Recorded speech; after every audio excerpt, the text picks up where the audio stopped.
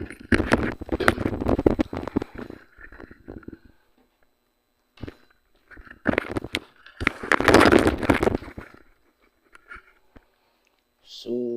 good evening mga idol, no.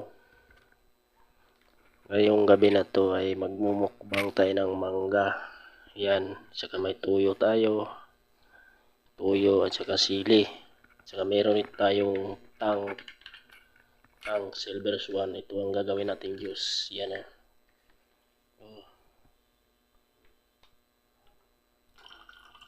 Yan, yung sobra, inumin natin ito.